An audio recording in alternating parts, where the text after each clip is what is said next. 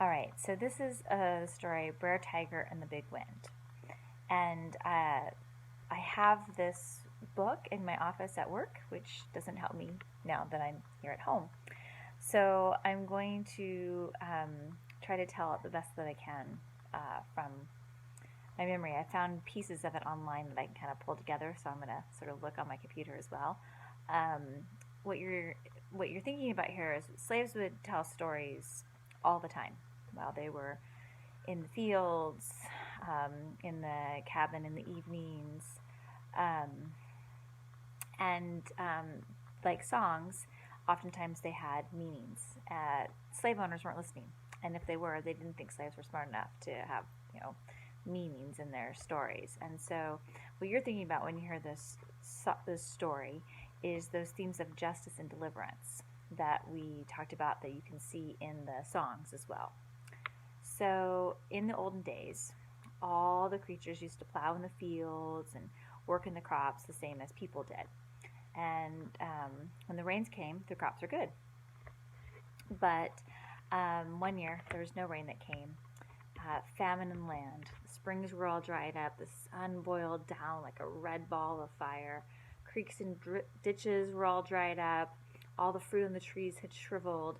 There was no food. There was no drinking water. And it was a horrible time for all the creatures. There was one place, though, where there was plenty of food, a spring that never ran dry, and it was called Clayton Field. In the field stood a big pear tree, just hanging down with juicy pears, enough for everybody. The poor, hungry creatures went over to the field to try to get something to eat and maybe a little something to drink. But when they got to the tree, a big Bengal tiger who lived under the tree, he came up and he said, "Womp, womp, I'll eat you up. I'll eat you up if you come here." So the creatures were terrified, and they crawled to the edge of the woods, set with misery in their eyes, and they're starved and parched. Their ribs are showing through their hides, and their tongues are hanging out of their mouths. And just about that time, along comes Brer Rabbit, just a hopping and a skipping, as if he's never had been hungry or thirsty a day in his life, and says, "Say, what's the matter with you creatures? We're hungry, thirsty, we can't find any food or water. That's what's the matter with us, and we can't get over there to Clayton Field because that bird tiger, he says he'll eat us up if we go over there." And Brer Rabbit says, "That's not right. It's not right for one animal to have it all and the rest to have nothing. Come here, come close. I'm going to tell you something." So Brer Rabbit jumps up on a stump so all could see him, and they all crowd around. When Brer Rabbit had finished whispering his plan, he said, "Now y'all be at your post before sunup. Everybody come here, and we'll do this little plan he's got." So the first animal to get to his post was Brer Bear. Just before daybreak, he came toting a big club on his shoulder, and he took his place alongside an old hollow log. The next creature to arrive was Brer Alligator Cooter. It was a snapping turtle. He crawled into the hollow log. Next to arrive were all the creatures, the animals that are flying, roosting in all the tall trees, like the turkey buzzard. Next, the tree climbing animals arrived, like Brer Raccoon, Sis Possum, and all her little ones. They climbed into low trees. And then the littler creatures, like Brer Squirrel,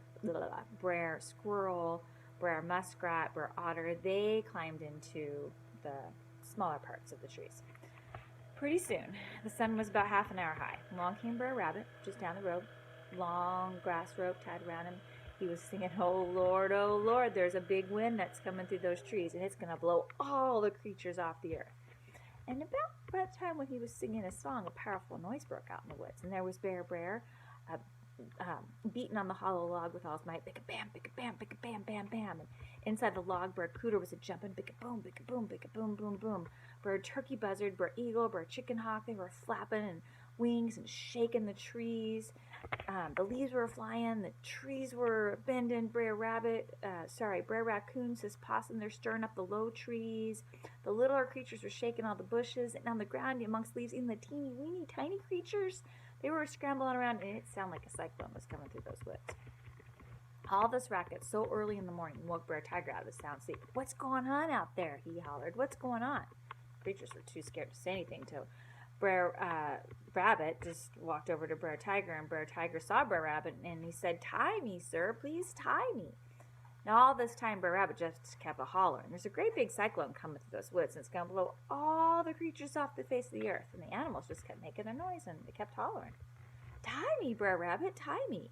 And Brer Rabbit came around by Brer Tiger. Brer Tiger said, I want you to tie me. I don't want the wind to blow me off the face of the earth. I don't have time to tie you, Brer Tiger. I gotta go down the road, tie those other folks. Keep the wind from blowing them off the face of the earth. And it looks like a great big hurricane's coming through those woods. Brer Tiger looked at the woods where Brer was a-beating and Brer Cooter was a-jumping. The birds were flapping, the trees were bending, the leaves were flying, the bushes were shaking, wind was blowing, and it sounded like Judgment Day was coming. Old Brer Tiger was so scared he couldn't move. He said to Brer Rabbit, looky here, I got my head up against this tree. Just tie me. It won't take you but a minute. Brer Rabbit shook his head. I don't have time to tie you. I told you I gotta go tie those other folks. Brer Tiger said, I don't care about those other folks. I just want you to tie me so the wind won't blow me off the face of the earth. Please, here, sir, I got my head up against this tree. All right, Brer Tiger, just hold still, then I'll take out time to save your striped hide, said Brer Rabbit. Now, while all this talking was going on, the noise just kept getting louder and louder, and somewhere back yonder, it sounded like thunder was a-rolling. Brer Bear was still beating on the log, bam, bam, bam, bam, bam. Brer Cooter was still jumping on the log, boom, boom, boom, boom, boom. The birds were flapping, the trees were bending, the leaves were flying, the bushes were shaking, the creatures were crying, and Brer Rabbit, he was tying. He wrapped the rope around Brer Tiger's neck. He pulled it tight. He wrapped it around his feet, and he pulled it tight. He wrapped it around one more time, and Brer Tiger tried to pitch and rear, and he said, you better tie it just a little bit tighter because I don't want the wind blowing me off the face of the earth. So Brer Rabbit wrapped him around and around and around so tight that the biggest cyclone on the earth couldn't knock Brer Tiger off that tree. And when Brer Rabbit backed off, he looked at Brer Tiger. He said, hush your fuss, children. Stop all your crying. Come down here. I want to show you something. Look, there's our great big Brer Tiger. He had all the pears, all the drinking water, and all of everything, enough for everybody, but he wouldn't give a bite of food or a drop of water to anybody, no matter how much they needed it. So now, Brer Tiger, you just stay there until those ropes drop off of you. And you children, you gather up your crocus sacks and your water buckets, get all the pears and drinking water you want, because the good Lord doesn't love a stingy man. He put the food and water here for all of his creatures to enjoy. After the animals had filled their sacks and buckets, they all joined in a song of thanks to the Lord for their leader, Brer Rabbit, who had shown them how to work together to defeat their enemy, Brer Tiger.